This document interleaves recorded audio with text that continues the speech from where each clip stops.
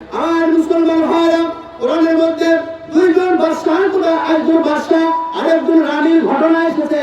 বাদশার নাম হইল ফিরআউন আর রানীর নাম হইতেছে বিবি আসিয়া।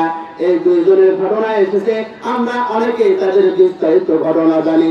আমার শুধু যতটুকু বলার প্রয়োজন আমি বলে দিতে চাই। এই ফিরআউনের বাড়িতে যখন আল্লাহর পয়গম্বর মুসা আলাইহিস সালাম সিন্ধুকের মধ্যে করে যখন ফিরআউনের বাড়িতে আসলো, এবার আসিয়া বলতেছে, পানের স্বামী, ওই যে একটা বাক্স দেখা যায়, ওই সিন্ধুকের মধ্যে কি আছে খুলে একটু দেখা যায়। এবার যখন ফিরআউন নির্দেশ দিল, ওই সিন্ধুকটা ফিরআউনের বাড়িতে নিয়ে আসা হলো। আমার মুসলমান ভাইরা, কথাগুলো একটু দিলে কান দিয়ে শুনবেন। এবার সিন্ধুকটা যখন ফিরআউনের বাড়িতে নিয়ে আসা হইল, সিন্ধুকটা খুলে দেখা গেল, ওই সিন্ধুকের মধ্যে সমুদ্র থেকে ভেসে এসে একটা সুন্দর ফুটফুটে বাচ্চা দেখা যায়। যেরকম সুবহানাল্লাহ। ফিরআউনের স্ত্রী আসিয়া বলতেছে, আমার প্রাণের স্বামী, আমাদের তো সন্তান নাই, এই সন্তানটা থেকে আমার মহব্বত লাগে, ভালো লাগে, এই সন্তানটাকে আমরা পালন করতে চাই। ফিরআউন বলে, না না, এই দুনিয়ার জমিনে একটা সন্তান আসবে যে কিনা আমার রাজত্ব কেড়ে নিয়ে সে রাজত্ব করবে, সুতরাং এই সন্তান হয়তো আমার রাজত্ব কেড়ে নিবে না, এই সন্তানকে দুনিয়ার জমিনে বেঁচে রাখা যাবে না। মুসলমান ভাইরা আমার, আসিয়া বললে আমার দেখে ভালো লাগে, মহব্বত লাগে। ফিরআউন বলতেছে, না না, আমার দেখে মহব্বত আর তাকে ভালো লাগে না। মুফাসসিরিনে কিরাম বলতেছে, আসিয়ার ভালো লাগেছে। এই কথা বলার কারণে আসিয়াকে আল্লাহ তাআলা ঈমানের সাথে দুনিয়া থেকে যাওয়ার তৌফিক দিয়েছে। আর ফিরআউন বলেছে, আমার ভালো লাগে না, এই জন্য আল্লাহ তাআলা তাকে ইসলাম কবুল করার সুযোগ দেন নাই, হেদায়েত কোরআনের মধ্যে রাখে নাই। আল্লাহ তাআলা লোহিত সাগরের মধ্যে এই ফিরআউনকে সর্বোচ্চ পৃথিবীর যুগে সর্বোচ্চ ভিলেনকে, এই বেঈমানকে পানির মধ্যে চুবায়া দুনিয়া থেকে শেষ করেছে। বলবেন, হুজুর, ওই শিশু বাচ্চা তো নবী ছিল, নবীকে মহব্বত করার কারণে তার মৃত্যুর সময় ঈমান নসিব হয়েছে। আপনি আবার কি বলতেছেন? হুজুরদেরকে মহব্বত করলে, আলেম ওলামাদেরকে মহব্বত করলে, মাদ্রাসার ছাত্রদেরকে মহব্বত করলে মৃত্যুর সময় ঈমান নসিব ঘটবে, এটা সাথে এটা মিলল না। কথা বলেন ঠিক কিনা? আমার মুসলমান ভাইরা আমার, রাইসুল মুফাসসিরিন আব্দুল্লাহ ইবনে আব্বাস রাদিয়াল্লাহু তাআলা আনহু বলে, ঈমানের ক্ষেত্রে ধর্মীয় বিষয়ে একজন আলেমকে মহব্বত করা মানে হইতেছে একজন নবীকে মহব্বত করা, আর ধর্মীয় ক্ষেত্রে একজন নবীকে ঘৃণা করা মানে হইতেছে, একজন আলেমকে ঘৃণা করা মানে হইতেছে নবীকে ঘৃণা করা। ধর্মীয় বিষয়ে যদি আপনি একজন আলেমকে ঘৃণা করেন, একজন মাদ্রাসার ছাত্রকে যদি আপনি ঘৃণা করেন, তাহলে আপনি একজন নবীকে ঘৃণা করলেন। পক্ষান্তরে আপনি একজন মাদ্রাসার ছাত্র, একজন আলেমকে যদি মহব্বত করেন, আল্লাহ তাআলার ওই সাহাবী, নবীজির সাহাবী হযরত আব্দুল্লাহ ইবনে আব্বাস রাদিয়াল্লাহু তাআলা আনহু বলতেছে, ওই ব্যক্তি যেন একজন আলেম নয়, একজন আল্লাহওয়ালা, একজন নবীকেই মহব্বত করলো। জোরে বলুন সুবহানাল্লাহ। এই জন্য মুসলমান ভাইরা আমার, আমরা যদি ঈমানদার হই, আমরা যদি মুসলমান হয়ে থাকি, তাহলে এই কোরআন যদি আমরা শিক্ষা গ্রহণ করি, তাহলে আমাদেরকে এই কোরআন শিক্ষা করার কারণে, হাফেজ হওয়ার কারণে, আলেম হওয়ার কারণে আল্লাহ আমাদেরকে মৃত্যুর সময় ঈমান নসিব ঘটাবেন। কথা বলেন ঠিক কিনা? আর মুসলমান ভাইরা আমার, আর 3 নম্বর বিষয় হলো, এই কোরআন যারা দুনিয়ার মধ্যে শিক্ষা করবে, আল্লাহ তাআলা তাদেরকে কবরের আযাব মাফ করে দিয়ে জান্নাত দান করবেন। বলবেন সুবহানাল্লাহ। পৃথিবী বিখ্যাত তাফসীরের কিতাব তাফসীর ইবনে কাবীর, তাফসীর কাবীরের মধ্যে উল্লেখ করেছেন, এই তাফসীরের লেখক আল্লামা ফখরুদ্দীন রাজি রাহমাতুল্লাহি আলাইহি একটা ঘটনা নিয়ে এসেছেন।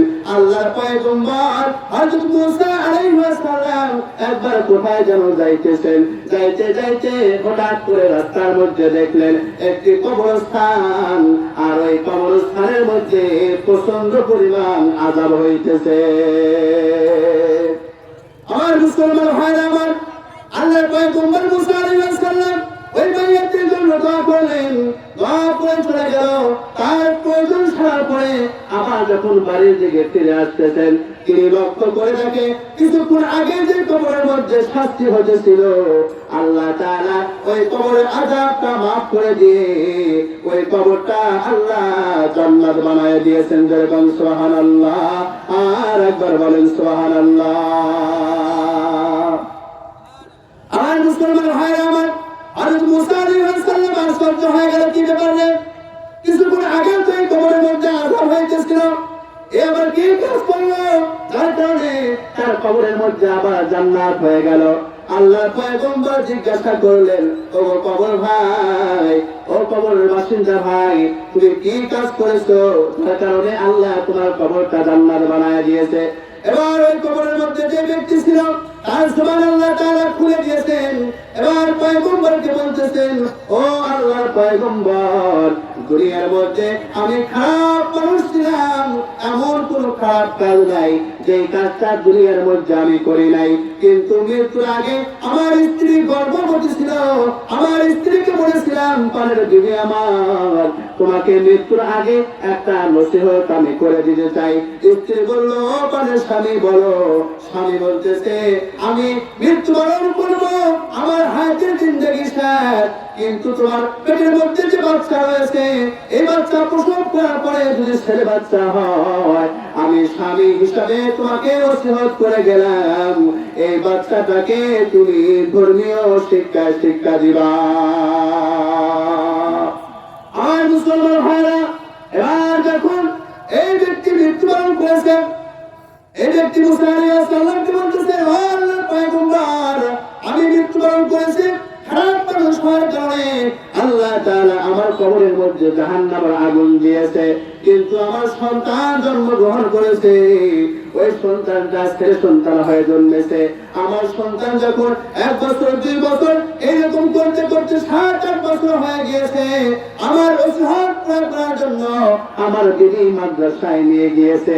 হুজুরদেরকে ডেকে বলতেছে, ও মাদ্রাসার শিক্ষকেরা, এই যে আমার সন্তান ছেলে সন্তান, আমার স্বামী আমাকে ওসিহত করে গিয়েছিল, এই জন্য আমি ওসিহত করার জন্য আমার সন্তানকে ধর্মীয় শিক্ষা দেওয়ার জন্য নিয়ে এসেছি, অনুগ্রহ করে আমার সন্তানকে আপনারা ভর্তি করে শিক্ষা দান করুন।